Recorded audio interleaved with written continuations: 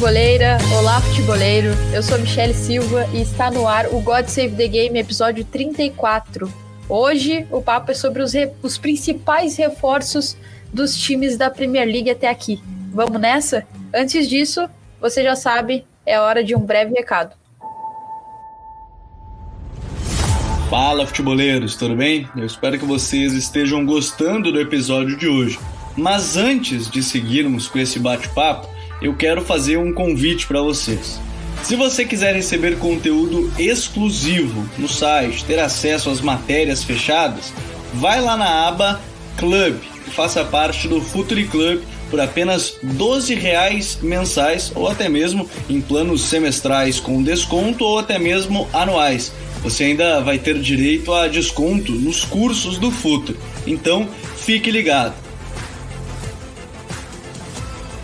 Além disso, eu quero lembrar para vocês que esse episódio também tem o apoio do Futuri Pro, o departamento de análise e mercado do Futuri. Seu time gasta menos dinheiro e ganha mais jogos. Para mais informações, mande um e-mail para comercial@futuri.com.br.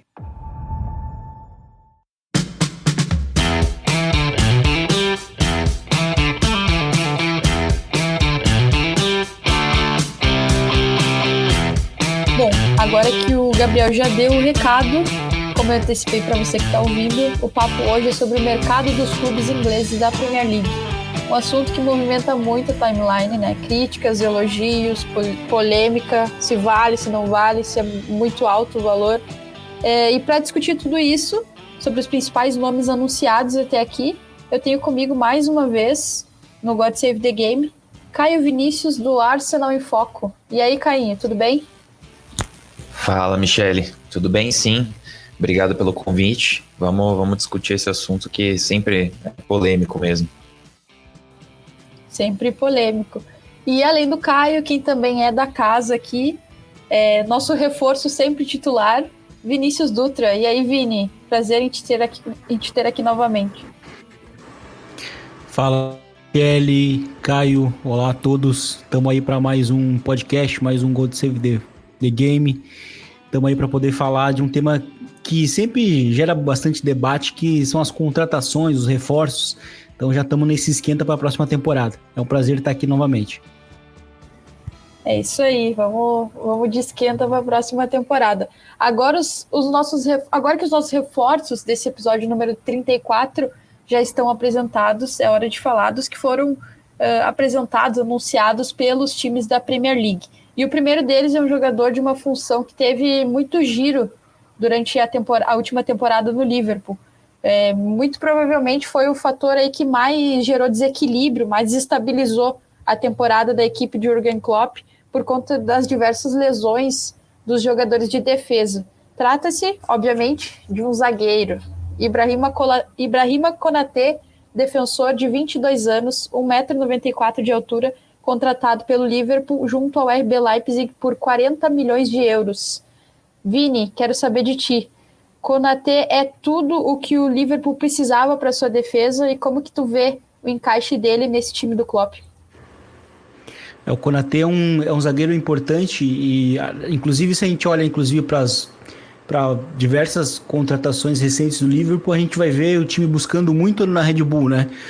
Seja no Salzburg ou seja no próprio Leipzig, porque o estilo, né, dos dois é muito similar, então é natural que o Liverpool olhe muito, né, para as franquias ali do Red Bull, e o Konaté, ele é um zagueiro que chegou bem jovem, né, no clube, também com 18, 19 anos, e logo conseguiu demonstrar ser um zagueiro que demonstrar ser um zagueiro regular ao longo do tempo, né? Era um zagueiro muito irregular no início, principalmente no primeiro ano, mas o que era natural para um jogador tão jovem, e o que se destacou muito nele, né, nessa evolução que ele teve, principalmente, foi a capacidade que ele tem, tanto para corrigir jogadas em velocidade, né? Ele é um zagueiro muito rápido em campo aberto, quanto também a boa saída de bola que ele tem, né? Principalmente em termos de critério, né, na hora de soltar os passes. Então chega um jogador que é vital pro Liverpool, principalmente considerando que o Van Dijk ainda vai estar voltando de lesão, uma lesão muito longa, e geralmente é uma lesão que não necessariamente um jogador volta bem depois de um longo tempo parado. Dá para pegar um exemplo lá da La Liga, que é o Marco Asensio, que teve uma lesão muito parecida com a do Van Dijk, que ele voltou bem mal da lesão, e então acho que não, né, eu acho que não dá para confiar em 100% que o Van Dijk possa voltar naquele mesmo nível, né, brutal, antes da lesão. E o Konaté, ele é um zagueiro que é importante justamente isso, né, por isso, não necessariamente também para ser um titular logo de início, mas para ser um cara que pode somar muito vindo do banco, né, mas eu acho que, obviamente, né, se a gente olha para um médio, longo prazo, é um zagueiro para jogar ao lado ali do Van Dijk, ele é muito seguro nesse sentido. O grande porém, né, no Konaté são as lesões, né, que foi justamente o que foi o grande problema do Liverpool, né, no ano passado, né, sobretudo no sistema defensivo. O Konaté jogou apenas 22 jogos nos últimos 2 anos, né, o que é muito pouco. Então acho que esse é a grande preocupação. Mas imaginando no Konaté saudável, ele é um zagueiro que pode somar muito para o Liverpool por tudo isso que eu falei. É um zagueiro capaz de oferecer muitas correções, né, em situações de campo aberto, e também é um bom zagueiro em saída de bola. Inclusive essa questão da saída de bola, né, Caio, por parte ali do Liverpool, foi algo que não se falou muito na temporada passada, mas o Liverpool ele sentiu muita falta do Van Dijk, né? Você acha que o sistema ofensivo da equipe do Klopp de repente pode ficar um pouco mais aliviado, entre aspas, sabendo que tem um cara ali com essa possibilidade de saída um pouco mais segura, digamos assim? Com certeza, com certeza. A gente sabe que a Premier League é um campeonato que nenhum jogador no campo tem muito tempo com a bola, né? Destacando um pouco, indo um pouco mais profundo no que o Vini falou em relação à construção do Konaté, é um zagueiro que também tem uma condução muito boa na hora de construir. Isso é importante. A gente, às vezes, vou dar um exemplo aqui, por exemplo, o Maguire. O Filo seria mais aconselhado para falar sobre ele, mas ele é um cara que, na verdade, se você for ver, ele nem tem uma técnica de passe tão apurada. Mas para quem acompanha a Eurocopa, viu que ele é um cara muito corajoso com a bola, né? Essa condução, muitas vezes, ajuda a desestabilizar a pressão do adversário e também te traz opções mais seguras de passe para que você não tenha que utilizar de uma técnica tão difícil, ou às vezes buscar um passe tão arriscado. E o Konaté tem essa condução também, além de ter um passe bom. Isso com certeza vai agregar pro Liverpool.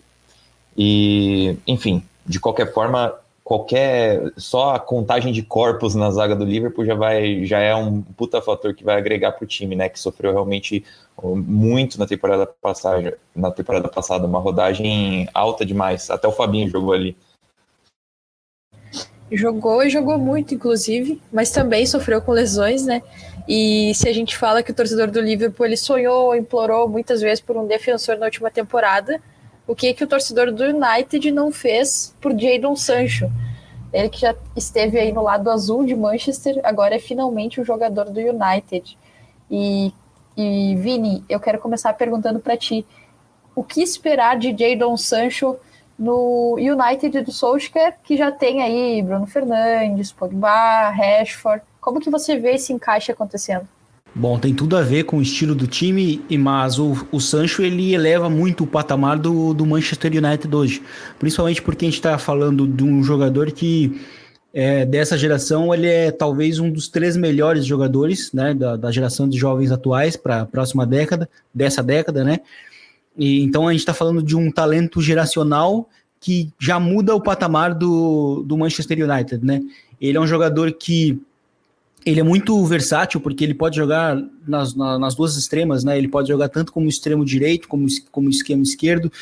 No Borussia Dortmund ele sempre teve muita essa liberdade, né, em termos de funções, para jogar em qualquer um dos dois lados, e ele também é um jogador que, nesse campo aberto, ele é brutal, né? E principalmente se a gente considerar a postura do Manchester United nos principais jogos, né? É sempre uma postura mais reativa, então acho que ganha um grande plus, né, no ataque, seja na direita ou seja na esquerda. Então acho que o Sancho ele oferece muita coisa, ele oferece um sem fim realmente de possibilidades, O grande pequeno problema, porém, né, ele foi justamente as questões extra-campo para ele, né, na passagem dele de Dortmund.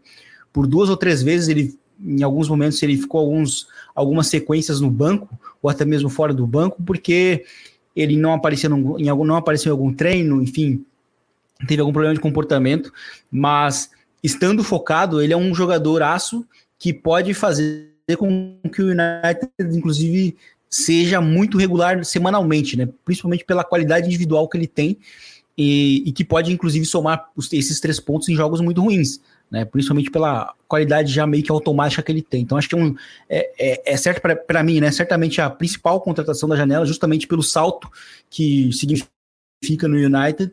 Então, acho que estou bem curioso para ver como é que vai ser esse retorno do Sancho à Inglaterra. Eu também estou curiosa e concordo contigo, Vini. Acho que realmente é a principal contratação até o momento. É muito esperada, né? E, Caio, eu quero saber de ti, o que tu espera aí do Sancho no United? Como que você vê aí essa retomada dele na Inglaterra e no futebol aí da Premier League? Eu espero lances bonitos, dribles, gols. Não, mas brincadeiras à parte, é muito legal, né? A gente que ama a Premier League, temporada passada, como a gente torceu pro Messi e pro City, né? A gente queria tanto que acontecesse, porque a gente gosta de ver jogador de qualidade, independente do time. Quem gosta da Premier League gosta de ver vários jogos, vários times, independente de clube. Ele é muito bom, o Sancho é muito bom, a tomada de decisão dele é excelente, e isso é uma coisa que vai agregar muito para o United no último terço, porque o United teve vários problemas tentando furar blocos mais baixos e marcar gols, e com a chegada do Cavani isso ficou um pouco mais fácil, mas pode ficar ainda mais fácil. E é uma carência do elenco do United, de um cara que joga ali um pouco mais aberto pela direita, tanto no 4-2-3-1.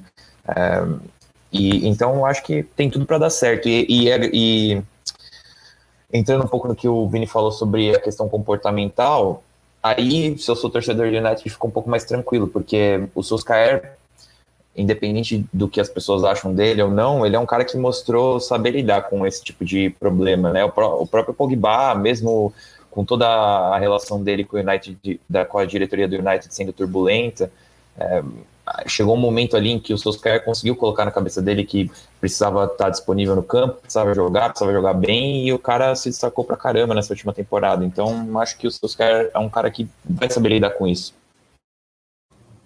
Eu também acho. Eu acho que o rostinho de bebê, ele realmente amolece corações, né? Mas assim, antes da gente terminar o papo sobre o Sancho, que inclusive merecia aí acho que um episódio só para ele, né? Por tudo isso que vocês falaram, por ele ser um cara realmente diferenciado, mesmo com tão pouca idade. Eu quero só fazer uma menção aqui ao nosso querido Lucas Filos, né? Que prometeu aí já que no próximo episódio vai falar por 15 minutos ininterruptos sobre o novo reforço do United. Mas agora, para a gente dar sequência e também falar sobre outros nomes aí que foram bem interessantes, já apontados, eu queria perguntar para ti, Caio, tu que é especialista aí de Arsenal, principalmente, sobre as movimentações do Arsenal, né? O Lokonga, o belga de 21 anos, contratado pelo Arsenal, vindo do Anderlecht, que inclusive Anderlecht, que sobre o futebol belga em si tem um episódio no Futuri que é muito bom, recomendo muito que vocês escutem. Mas, Caio, o que dá para esperar do Lokonga, ou Lokonga, nesse Arsenal aí? Como que você vê o encaixe dele nesse time do Arteta? Olha, eu não vejo ele chegando para pegar uma camisa e jogar no time titular do Arsenal. Ele é um prospecto, tem um teto que aparentemente é bem alto, mas em questão de característica ele se assemelha bastante ao Partey em vários pontos, principalmente na questão de gostar de conduzir, progredir com a condução, de ser um cara que sempre se mostra disponível na base da jogada para reciclar o jogo, para dar continuidade e conduzir o ritmo da partida, e um cara muito móvel, talvez até mais móvel que o Partey. Essa mobilidade acaba sendo talvez o ponto mais forte dele, tanto agregado ao drible, como agregado à capacidade de se apresentar para receber uma bola em diversas partes do campo e reciclar esse jogo, e também na parte defensiva. Apesar de não ser, se tem algum ponto em que a gente deveria ter um pouco mais de atenção, é a parte defensiva. Mas é um cara que, assim, é muito bom o Arsenal ir numa janela e contratar o Partey, que é um cara que vem para ser titular, e na janela seguinte trazer um cara muito mais novo, que pode ser o cara que vai receber o bastão do Partey daqui a algumas temporadas. Então, retificando um pouco vários problemas de construção de elenco dos últimos 5, 10 anos. E mostra uma tendência de ir atrás de caras com mobilidade alta, que é uma qualidade que faltou muito no elenco do Arsenal nesses últimos anos. Então, cara, eu acho muito legal essa contratação. É um jogador que com certeza impressionou nos momentos de Anderlecht, e quem acompanha o futebol da Bélgica sabe que a seleção, o pessoal da seleção mantém uma observação muito alta sobre o jogador, porque ele tem potencial para carregar o meio-campo da Bélgica no futuro, junto com outros nomes que também têm muita qualidade. Então, bem... E ainda o preço, né? 17 milhões, eu acho que é um bom valor por um jovem que apresenta esse tipo de potencial. Então, bom negócio do Arsenal. Sim, inclusive, eu acho que se assemelha muito, né, as duas questões, né? Ele é um cara que é pro futuro da Bélgica e é pro futuro do Arsenal também. Mas, Caio, antes da gente encerrar sobre ele e falar do Nuno Tavares, eu queria te perguntar, de repente, o Lokonga, ele pode ser esse cara que forma uma dupla com o Partey, no lugar do Xhaka, por exemplo, ali como uma dupla à frente da zaga. Você vê isso acontecendo? Assim, nunca diga nunca, né? Mas eu acho bem difícil, porque principalmente pela forma como ele não tem tantas responsabilidades defensivas no Anderlecht. Ele jogou 2 temporadas profissionais lá, e na primeira temporada profissional ele jogou mais como interior mesmo, então um jogador pela direita numa trinca de meio campo, e ele não tinha tantas responsabilidades defensivas, e as responsabilidades que ele tinha era muito de caçar, de sair para dar o bote e pressionar, então não necessariamente manter posicionamento. E nessa segunda temporada, que é a última, agora mais recente, ele jogou como primeiro pivô, também na trinca, já com mais responsabilidades defensivas. Daí cabe o tipo de o fundamento de bote ele tem. Isso, diversos perfis na internet que você vai achar relatando e mostrando de scouting do jogador vão falar que ele tem os fundamentos, mas que ele não tem ainda a paciência para conseguir usar esses fundamentos de forma correta. Então ele é um cara que se estabana um pouco ainda na marcação. O Partey é um cara que também gosta de caçar um pouco mais, não é um cara tão posicionado, por mais que ele saiba fazer isso, mas meio que você perde um pouco das valências dele, prendendo ele tanto. O Xhaka, por ser um cara que não é móvel, na verdade ele é o contrário disso, ele parece uma carreta tentando se posicionar dentro do campo, de tão lento que ele é.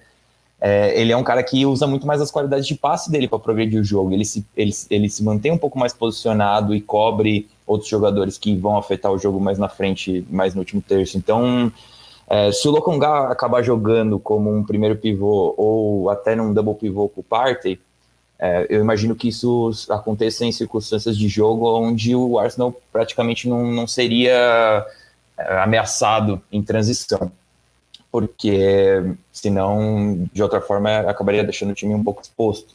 Mas vamos ver. Vamos acompanhar, né? Até porque são ideias, né? E exigem algumas adaptações. Caio, para a gente finalizar o Arsenal, Nuno Tavares, o que você espera aí deste jogador que chegou aí, reforço do Benfica, também bem jovem, 21 anos, português, lateral, o que tu espera dele no Arsenal? Também seguindo a tendência de mobilidade, né? E eu, como torcedor do Arsenal, fico muito feliz que o clube finalmente parece estar se movendo numa direção de ter jogadores que competem, jogadores mais físicos e que vão conseguir cooperar com o ritmo da Premier League. É difícil falar com certeza do Nuno, porque ele jogou só meia temporada pelo Benfica profissional, mas assim, de forma geral, é muito bom você trazer um talento que tem potencial por 7 milhões, sabe? É a mesma coisa que aconteceu com o Guendouzi agora. Ele veio por 2 milhões há 3 anos atrás, e agora, mesmo saindo por 10 milhões, meio que o Arsenal não perde dinheiro, né? Então, dificilmente vai perder dinheiro com o Tavares, se ele não desenvolver o potencial dele. Mas é um cara... por mais que ele drible muito bem, seja muito veloz, por incrível que pareça, as maiores valências dele são defensivas. Ele é um cara que marca muito bem. Ele ele tem essa qualidade de conseguir espelhar o que o adversário está fazendo, então ele raramente é pego de surpresa por alguma movimentação de um ponto adversário ou de um meio adversário. Isso lembra um pouco, assim, dadas as proporções, claro, porque ele acabou de chegar, mas lembra um pouco o Wan-Bissaka, só que ele joga pelo lado esquerdo. E ele tem muita potência para jogar na frente. Esse primeiro amistoso do Arsenal, ele até marcou um gol chegando no campo adversário, recebendo uma bola em profundidade e chutando com a direita. Então ele claramente tem várias qualidades, mas aí vai caber ao Arteta desenvolver ele melhor. E ele tem espaço para jogar, né? Porque o Tierney é o titular, isso sem nenhuma dúvida. Sim, além disso tem que também ver a questão física do Tierney também, né? Mas com certeza eu avalio como uma boa peça, assim, né, para deixar o elenco do Arsenal mais encorpado. E agora vamos aos reforços do Leicester, né? Leicester que se reforçou aí com o atacante de 22 anos, Patson Daka, vindo do Salzburg por 30 milhões de euros. E Vini, quero saber de ti. Assim, é a impressão que eu tenho, mas quero ouvir de ti. Ainda que o jogador não pareça dar sinais de aposentadoria nem nada do tipo, o Daka é um possível sucessor para o Jamie Vardy no Leicester?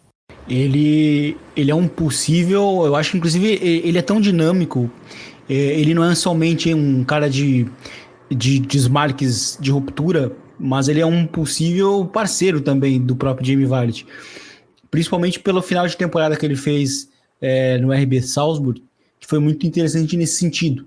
Né? Obviamente que ele vai se destacar mais pela agressividade, pelas rupturas que ele faz, mas é possível os dois jogarem juntos, inclusive, né? Porque em diversos momentos ele que era o segundo atacante no Salzburg, é óbvio que ali era um outro sistema completamente diferente, mas é uma contratação que me parece realmente ser bem interessante nesse sentido, pelo potencial que o Daka tem.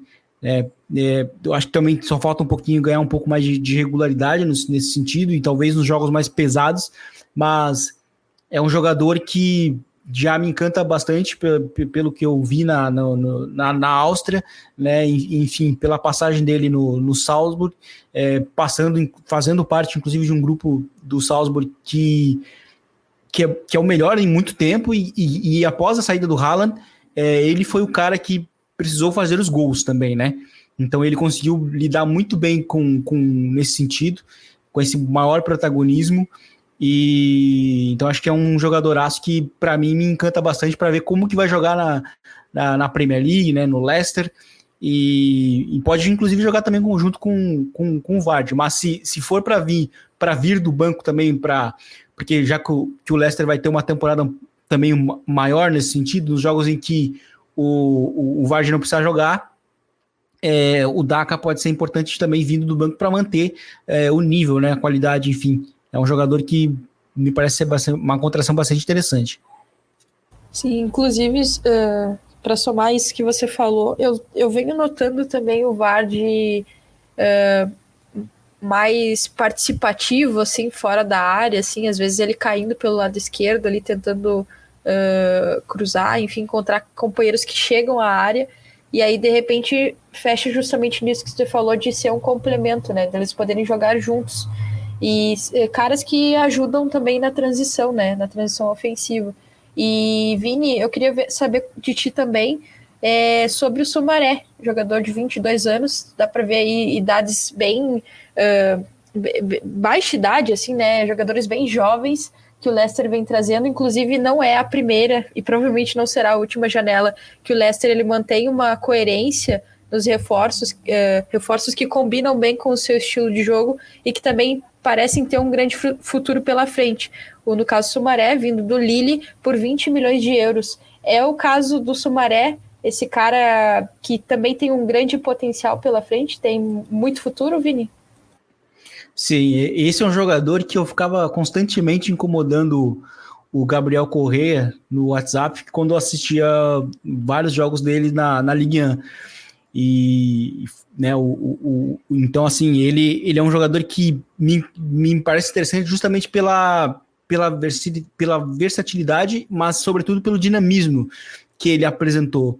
Porque ele é um cara que, para muita gente, ele ficou muito marcado também por ser um bom meio-campista no sentido dinâmico com a bola, um meio-campista que fosse muito importante, dando continuidade nas fases com bola da equipe do Nice, porque porque o Nice ele é um time que com a bola no seu ataque posicional ele mudava bastante, né, o seu desenho em si, né, e o Soumaré basicamente ele jogava sozinho, porque o Benjamin André ele lateralizava, né, se encostava um pouco mais com os zagueiros, e o Soumaré era quem ficava pelo centro, né? Então ele era o responsável por dar continuidade, né, após os primeiros toques em saída de bola da equipe do Nice.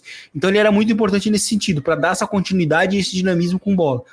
Porém, ele é muito bom defensor também, e ele é um defensor de leitura, né? Ele não é aquele cara que talvez vai dar aqueles vários tackles por temporada, mas ele é um cara da leitura, tem a antecipação, a capacidade de conseguir cobrir com certa coerência os espaços. Então acho que essa inteligência que ele tem, a visão de jogo que ele tem para se somar ao trabalho defensivo, para mim isso é um grande aspecto que ele tem, porque o NDD, assim que ele começou a jogar logo após a saída do Kanté no Leicester, o NDD tinha grandes dificuldades defensivas, né, no início, só que ele acabava se recuperando muito, né, ele tinha essa capacidade física de se recuperar, mas ele precisou evoluir defensivamente, né, jogo a jogo, enfim, semanalmente. Mas o Soumaré já é diferente, ele já é um jogador que aos 22 anos ele já tem muitos aspectos técnicos já muito bem trabalhados, né? Isso porque talvez a Ligue 1 já é um campeonato em que o jovem joga há muito tempo, né, desde muito cedo. E o Soumaré, para mim, ele é um jogador que é muito próximo do completo, porque ele consegue oferecer com bola e sem bola. Eu acho que o sem bola, para mim, foi o que mais me chamou atenção, justamente porque não era uma grande característica que chamava atenção nele, né, principalmente quem fazia nas análises, os comentários. Então ele é um jogador que é muito importante nesse sentido, pelo dinamismo com bola, principalmente num time que é dinâmico com a bola. Então vai ser muito interessante ver como é que ele vai trabalhar nessa temporada num time que sabe mover muito bem a bola, que também tem outros bons meio-campistas. Então acho que o Boubakary Soumaré, ele é, depois, para mim, né, pessoalmente, depois ali do Sancho, a contratação que mais me chama a atenção. Muito legal. E aproveitando, Vini, como que tu vê ele encaixando no Leicester, considerando que tem ali o Tielemans, tem o Ndidi, como que você vê esse encaixe dele acontecendo nesse time do Brendan Rodgers? Ele pode jogar como um interior, ele pode jogar, por exemplo, vamos imaginar no Leicester jogando num 5-3-2, ele poderia jogar como um interior, ou ele poderia jogar até mesmo como né, ele à frente, né, dos zagueiros, junto, ou com o interior junto ao lado do próprio Tielemans, né? E então acho que a capacidade do Soumaré é muito mais a questão do dinamismo, né? Ele pode jogar nas duas funções, mas ele atua melhor como um interior. E aí ele pode formar uma dupla interessante com o Tielemans, no sentido de que o Tielemans é mais um passador, e o Soumaré, ele é um cara que pode ser um passador, mas também pode somar com chegadas. Então acho que isso é muito interessante. Muito bom. Ansiosa para ver isso acontecer. Caio, tu gostaria de falar alguma coisa sobre essa contratação? Eu só queria falar como é legal, porque o Leicester trazendo duas peças que claramente são peças que vão dar profundidade para o elenco deles, talvez até brigar por titularidade, aí no caso do Soumaré, e não tá perdendo ninguém, né? Então, o que a gente falou muitas vezes de Leicester ter um elenco um pouco menos robusto que os outros grandes, né? Entre aspas, grandes, o Leicester vem incomodar, que se cuide o Arsenal, o Tottenham, o Everton. Sim, vamos acompanhar aí, né, para ver o que vai acontecer, mas me chama a atenção isso também, que foi gradativamente ganhando volume, né? Tem o Under, que acabou saindo, né, mas ele não chegava a ser do Leicester em si. Chegou a entrar em alguns jogos, ser importante, mas, né, as reposições aí, o quanto o elenco ele vai se ampliando, elas chamam muito mais a atenção, né? E de fato, assim, eu bato palma para as janelas do Leicester, porque eu acho que ali é uma combinação de coerência com saber ser criativo no mercado, saber olhar para os lugares certos e coerência com o estilo de jogo também e pensar no futuro do clube. Agora, para a gente finalizar o papo sobre as transferências de jogadores na Premier League, antes da gente ir para as trocas de comandos técnicos aí na Liga, eu queria só fazer uma menção ao Emiliano Buendia, argentino de 24 anos, que fez aí o Aston Villa desembolsar 38 milhões para tê-lo no time, né? Buendia, que já se destacava no Norwich há algum tempo e agora vem aí para reforçar a equipe do Dean Smith. E agora vamos falar sobre os técnicos recém-chegados ou recém-contratados na Premier League. Também uma movimentação interna, assim como no caso do Buendia migrando do Norwich para o Aston Villa. Nuno Espírito Santo, do Wolverhampton para o Tottenham. De certa forma, não é uma transição de estilo assim, para o Tottenham partir do Mourinho, ainda que tenha ali o Ryan Mason nesse intervalo de tempo, partindo do Mourinho para o Espírito Santo, não é uma transição de estilo muito diferente, né, Caio? Vamos ver que Nuno Espírito Santo vai chegar agora no Tottenham, né? Se é o Nuno que entregou várias temporadas muito competitivas no Wolves ou se é essa última temporada que meio que fugiu um pouco do cronograma.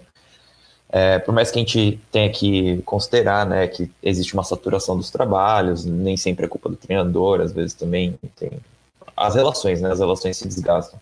Mas eu acho que vai ser interessante ver o que o Nuno pode entregar com um elenco melhor. Essa é a grande realidade. É muito difícil projetar como que esse Tottenham vai jogar sem saber a situação do Harry Kane. Mas considerando que o Harry Kane vai ficar,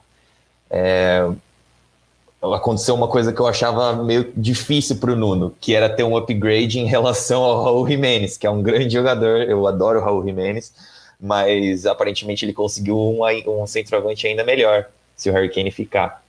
Então, vamos ver, o Nuno é muito competente treinando transições, e principalmente nos momentos em que ele joga com a linha de 5 ou jogou com a linha de 5 no Wolves, era um time muito competitivo defensivamente.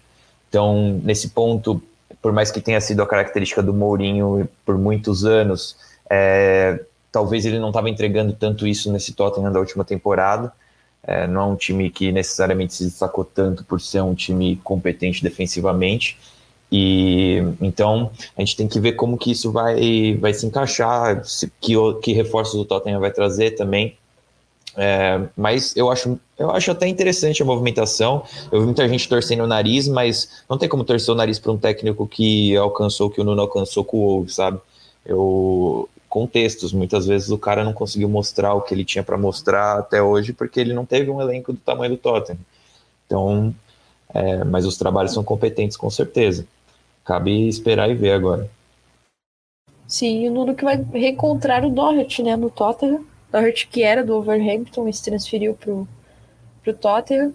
E acho que também o Nuno tem uma questão dessa última temporada que se fala muito do Liverpool, né, de quanto isso prejudicou o Liverpool, e não se fala muito disso sobre o Wolves, né, que foi perder aí justamente o Raul Jimenez, né, por conta daquele choque com o Davi Luiz, e agora, felizmente, o Raul Jimenez ele já tá voltando aí, né, jogou esses dias atrás aí pelo Wolverhampton já, usando proteção, mas tá voltando.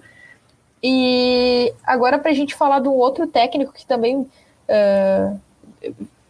vai assumir aí o comando de um clube nessa próxima temporada, Roy Hodgson, né, dá lugar a Patrick Vieira no comando do Crystal Palace.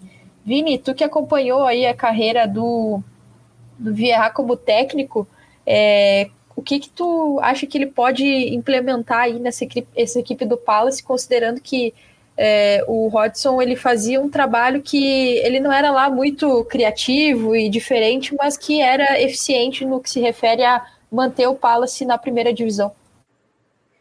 Eu acho que que essa contratação, a chegada do Vieira lá, ela é bastante curiosa, justamente porque a gente está lidando com um time que nos últimos anos, né, há bastante tempo, inclusive, é muito marcado pelo jogo direto e até bem mais rústico, né, de se jogar na Inglaterra, que é o Crystal Palace, com um treinador que é verdade que ele teve poucos trabalhos até agora, mas nesses poucos trabalhos, nesses poucos recortes, a gente pôde ver que ele é um jogador ele é um treinador e que ele não só demonstra isso nos seus trabalhos, mas como ele fala também em entrevistas, ele é bastante adepto ao chamado jogo de posição.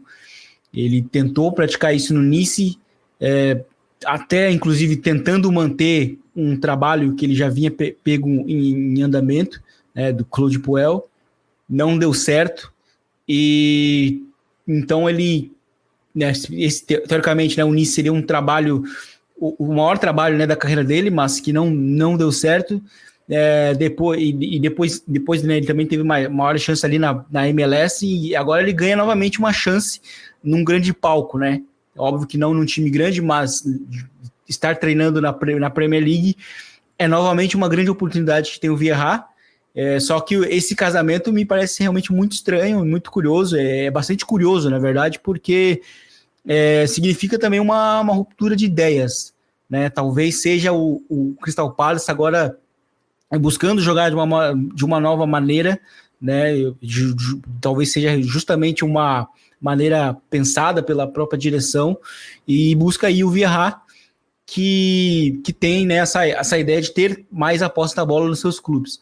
Então vai ser bastante curioso ver como é que vai ser esse novo Palace, né? Porque nos últimos anos ele era um time muito mais duro, muito mais direto, enfim, vai ser bastante curioso ver algum processo até similar, né? Não indo tão longe assim ao que aconteceu com o Leicester, né? O Leicester, se a gente olha para o Leicester do campeão, ele era muito mais o time mais direto, mas depois com o Brendan Rodgers se tornou um time também mais maleável também com a posse da bola, enfim, né, sendo até um time inclusive mais versátil, se adaptando mais ao adversário. Mas o Crystal Palace, pelo que a gente pode tirar do que a gente já viu do Vieira nos seus outros trabalhos, ele vai tentar ser um time bem diferente do que foi nos últimos anos, né? E aí vai ser um Palace buscando mais ter a bola, buscando jogar de uma maneira mais diferente. É interessante ver essa ruptura acontecendo na Premier League, né? E é difícil, assim, de você ver isso acontecendo sem que acabe custando um pouco caro para o Palace, mas a gente tem que esperar para ver, como que a diretoria vai oferecer esse suporte para o Vieira conseguir trabalhar e implementar o seu estilo também, porque a gente sabe que envolve tempo e envolve bastante respaldo também, né, por parte do clube, torcedores, enfim. E para a gente encerrar o papo sobre os técnicos aí que chegaram à Premier League, né, a gente tem um retorno, na verdade, né, só para contextualizar, Carlo Ancelotti acertou com o Real Madrid após a saída do Zidane, então o Everton foi atrás de um campeão pelo Liverpool para assumir o time. No caso, Rafa Benítez, que esteve aí no futebol chinês nas últimas 2 temporadas e agora retorna ao futebol inglês. Vini, como é que o Rafa Benítez pode aproveitar essa outra oportunidade aí?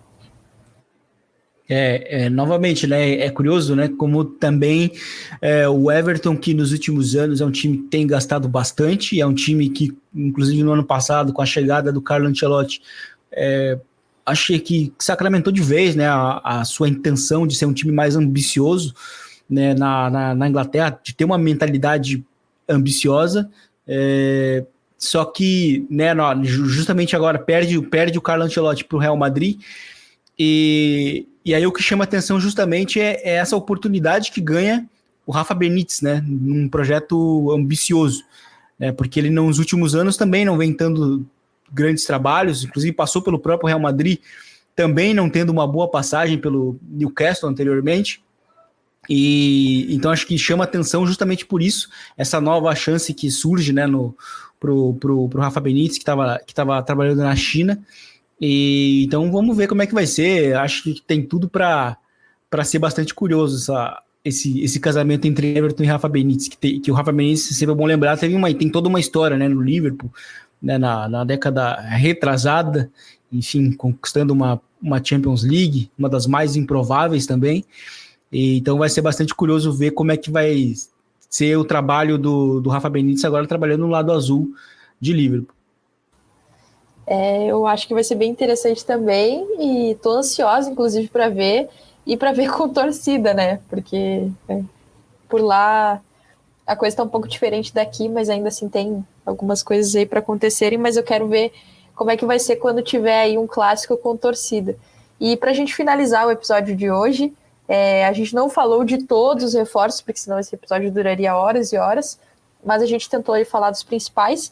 E agora eu quero saber de vocês, Vini, Caio e você que está ouvindo também, quais os nomes especulados assim nas redes sociais que vocês acham que vai ser legal se confirmar? Assim, só para a gente fazer uma brincadeira aqui nesse final. Vou começar com você, Caio, e já aproveito para agradecer a você pela conversa e pela tua contribuição.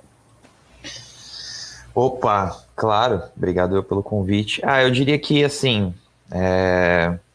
Ben White no Arsenal. Vou ser bem clubista aqui. Eu queria ver o Ben White vestir as cores do maior de Londres, que os outros não me ouçam. Mas eu acho que seria uma puta contratação, porque é muito jovem, potencial grande e é um setor de carência do meu clube. Mas tem diversas outras aí. Vou deixar pro Vini comentar. Beleza, obrigada, Caio. Vini, qual o nome que você acha que se confirmar aí vai ser muito interessante? Sei que você já gosta muito de Sancho, sei que você já gosta muito dos outros reforços que a gente falou aqui também, mas qual o nome que tu acha que se confirmar vai ser bem bacana de ver? E eu queria te agradecer também por ter participado, por ter topado participar mais uma vez. É sempre muito bom ter você com a gente. Prazer é todo meu, Michele. Mas eu falaria aqui do Varane, né, no Manchester United, porque seria um complemento da janela do United, uma janela que depois de muito tempo o Manchester United estaria completando de uma maneira bastante coerente, porque a defesa é um problema, ela segue sendo ainda bastante irregular, e o Varane, que embora depois de ter chegado também ao seu ápice na sua carreira em 2018, tanto pelo Real quanto pela seleção francesa, ele também não vem bem, né, no Real Madrid, mas eu acho que é muito mais uma questão também de final de ciclo, né, lá no clube. E então acho que é um casamento que tem tudo a ver, um novo desafio para o Varane, e o Varane seria o plus definitivo que o Manchester United precisaria para buscar pelo título e para fazer também barulho jogando na Europa, né, na Champions, porque ele bem é um zagueiro completo também, é um zagueiro que é muito rápido, um dos zagueiros mais rápidos, né, que se tem hoje no futebol mundial, também muito bom também em saída de bola, imperial pelo alto. Ele conseguindo reencontrar a regularidade que a gente viu, principalmente naquele ano de 2018, que ali, para mim, creio que ali foi o melhor ano da carreira dele, e naquele ano de 2018 ele foi certamente o melhor zagueiro da temporada, né? Ele terminou como o melhor zagueiro da temporada, e que depois, né, na Copa do Mundo acabou sendo a confirmação, mas que depois, como eu falei, depois daquele momento ele oscilou bastante, mas vive esse final de ciclo, e existe essa possibilidade de ele jogar agora no Manchester United, e é tudo que o United precisa, ter um zagueiro que consiga dar essa estabilidade, né, tanto nos dois lados, né, da bola, tanto ofensivamente quanto defensivamente. Então acho que a chegada do Varane para mim seria completar de vez esse elenco do Manchester United, que tem demonstrado que está muito próximo para dar esse passo adiante. Concordo, e acho justamente isso, né? O passo adiante no ataque já foi dado com o Sancho, acho que falta o Varane aí para fazer isso na defesa. E dos jogadores que eu poderia citar aqui, vou deixar aí minha curiosidade sobre o destino do Harry Kane e do Jack Grealish. E a gente vai ficando por aqui. Eu quero saber de você que está ouvindo, o que você achou do episódio e qual jogador você espera aí que se confirme. Você pode dar a sua opinião mencionando o Futuri nas redes sociais. Na próxima edição, aí, quem sabe, esse craque que você está pensando não vira uma pauta por aqui. E é isso, gente. Muito obrigado a todo mundo que ouviu. A Premier League volta no dia 13 de agosto, mas até lá o God Save the Game ainda vai pintar muitas vezes no seu feed. Até a próxima.